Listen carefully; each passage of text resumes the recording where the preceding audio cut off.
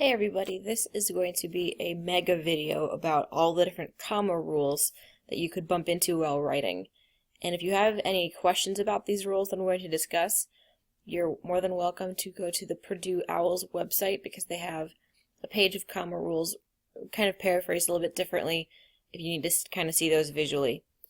But I do have one quick warning that there are a lot of comma rules, and I'm concerned that you're going to be a little stressed or overwhelmed with all of them, but a lot of these rules you know already, or we have already reviewed this year, or you've probably already watched one of my grammar videos about, or if not already, you're going to watch future grammar videos that overlap with this one. I have intentionally created this repetition and this overlap because a lot of people need repetition to learn all these comma rules and get these memorized once and for all. So if you need to rewatch this video, great. Or if you want to get more information about a topic, there's probably another video that also addresses it as well. So why do we care about commas? To be honest, a lot of people over or underuse them, or they just randomly put a comma anywhere they feel like a pause should go. And that pausing method is flawed because in a lot of those times, a different punctuation mark should maybe go in that pause spot, or perhaps, again, you're just kind of putting them someplace where it really doesn't belong, and it makes you look bad. So, there's actual credibility and professionalism issues if you overuse them, or, professionalism aside, you could completely change the meaning of the sentence with whether or not you put a comma and where. So here are some comma rules you probably already know because they're often taught in younger grades. So you put a comma between a city and a state or a city and the country that it's in. That's easy. You also put commas around a date when all parts of the date are being listed. So month, day, and year, get 2 commas. January 1st, comma, 2016, comma. Okay? I do not need to put a comma with dates if I'm only using 2 parts out of 3. I don't have to put one between November and 2016 since I'm not saying what date in November. I don't have to put commas around this range of February 20th to March 4th because I'm not specifying what year.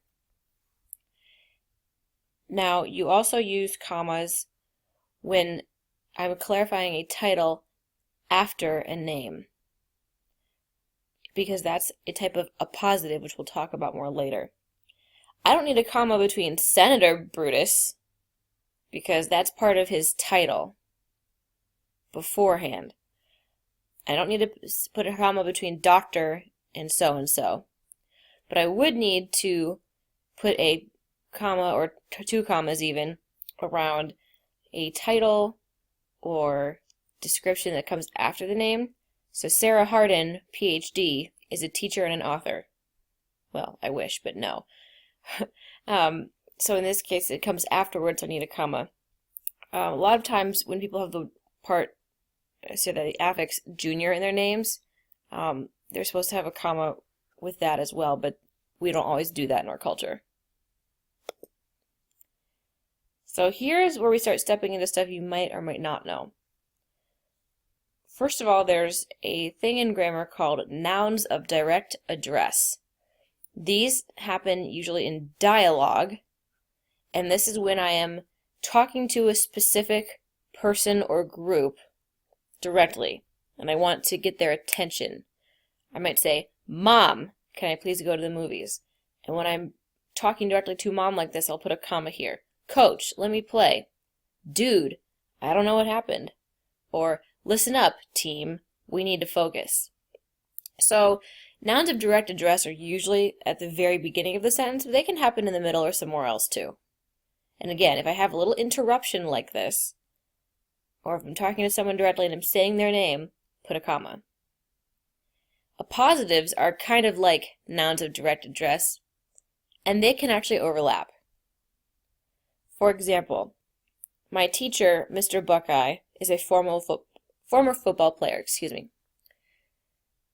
In here, Mr. Buckeye is the appositive because I am restating or renaming who my teacher is. I am clarifying or adding on to or naming that person. And when I'm naming like that, it's called an appositive. And I do put commas with it.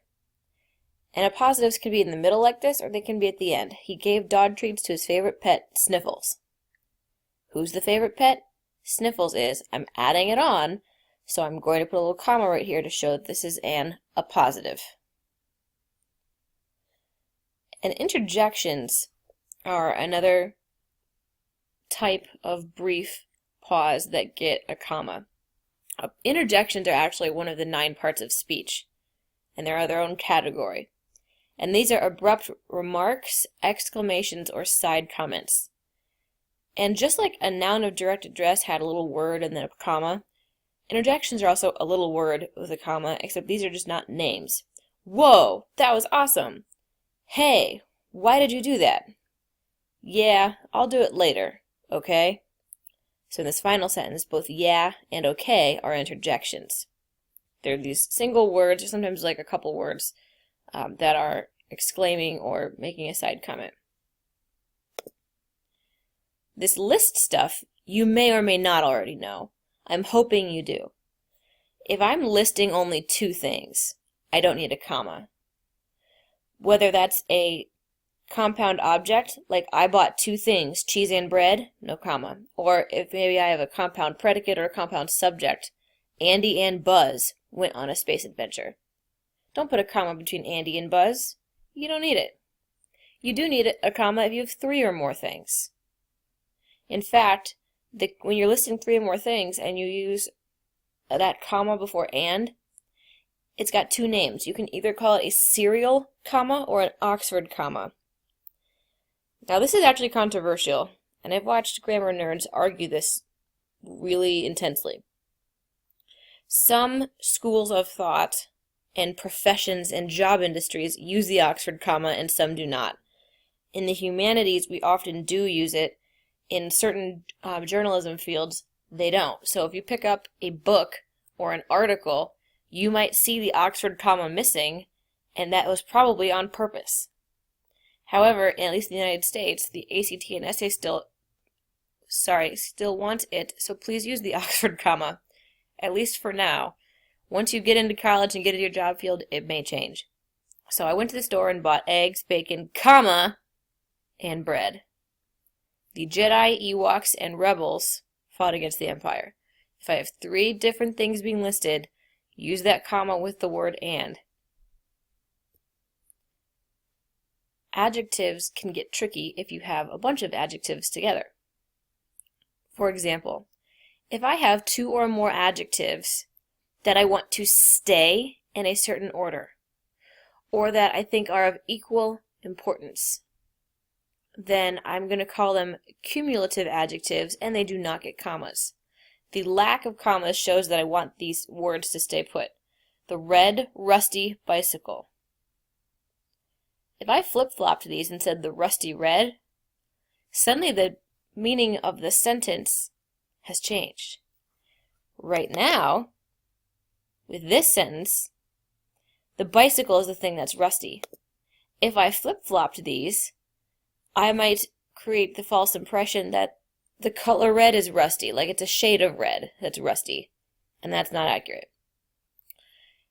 And in the second example, my favorite brown leather book bag. It's a bunch of adjectives together. And if I mix up the order of these 3, it could change the meaning of the sentence, so I'm just going to keep everything like it is and put no commas, and that's okay. But if the order of those adjectives is reversible, or I could rearrange them and it would be fine, those are called coordinate adjectives, and they do get commas. The old, broken laptop sat on the shelf. The sad, empty piggy bank.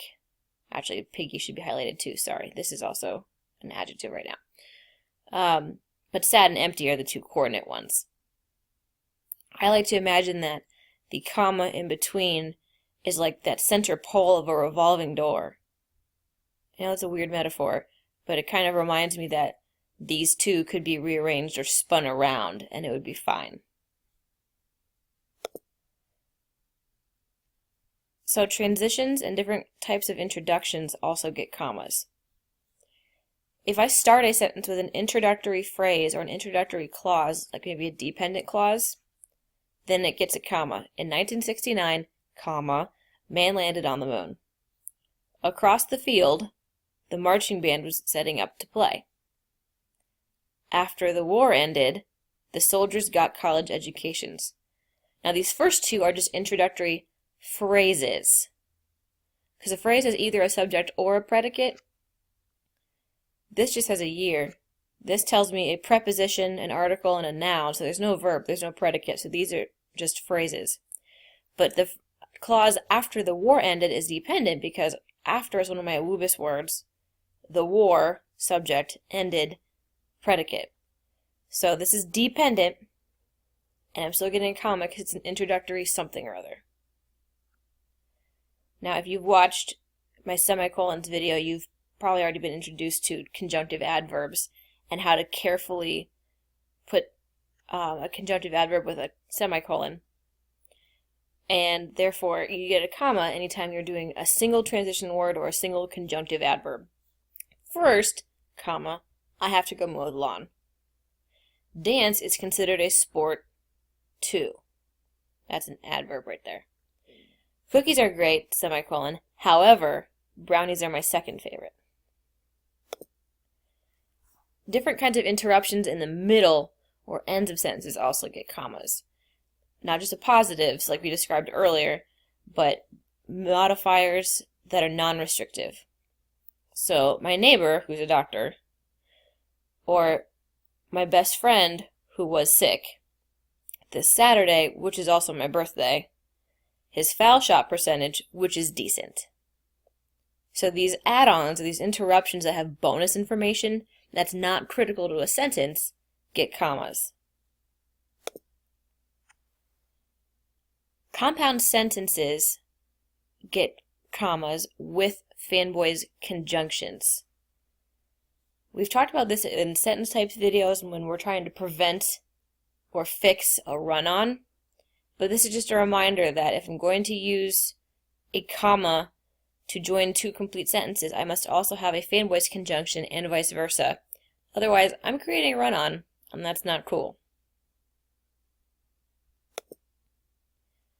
There are a few times when we should not use commas where people kind of mess this up a little bit. You don't want to put a comma between a subject and its verb. There's no reason to pause in the sentence, Brutus jumped for joy. It's a simple sentence with no real modifiers, so don't do it. Again, like I said earlier, don't put a comma between two listed items. Green eggs and ham doesn't need a comma. And also, like we said earlier, don't put commas between compound subjects, compound predicates, compound objects. Any kind of two-part list probably doesn't need it. Here's some practice for you, combining all the different rules from this video. Take a quick pause and see if you can confirm if each sentence is correct as it is or if it's incorrect because there's a comma error in it. Here are the answers. Most of the sentences were already correct as is. There were only 2 comma errors here. The first comma error is number 2. Every Sunday, introductory phrase that needs a comma, we volunteer at a soup kitchen. And the other one was number 4. I'm sorry, I should have put a space there.